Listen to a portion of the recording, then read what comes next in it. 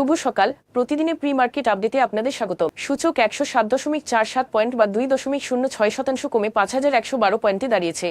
বাজারের লেনদেনের পরিমাণ 512 কোটি টাকা, যা আগের দিনের তুলনায় 18.21% কম। দেশে বেসরকারি খাতের ঋণ প্রবৃদ্ধি ফেব্রুয়ারিতে 6.03% নেমে এসেছে, যা ইতিহাসের সর্বনিম্ন।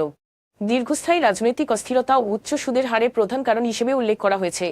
স্বল্পমেয়াদে এর উন্নতির সম্ভাবনা কম। বাংলাদেশ পরিসংখ্যান ব্যুরো বিবিএস তথ্য অনুযায়ী মার্চ মাসে মূল্যস্ফীতি কমে 8.71% দাঁড়িয়েছে, যা ফেব্রুয়ারির 9.13% থেকে কম।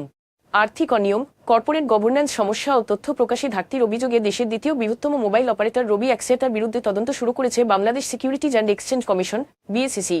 রাক সিরামিক্স বাংলাদেশ এর ব্যবস্থাপনা পরিচালক এসকে একরামুজ্জামানের মালিকানাধীন মোহাম্মদ ট্রেডিং বর্তমান বাজার দামে কোম্পানিটি প্রায় 5 লাখ শেয়ার কেনার পরিকল্পনা করেছে। এ পর্যন্তই। বিকেলে আবারও আসছি শেয়ার বাজারের সর্বশেষ আপডেট নিয়ে। ধন্যবাদ।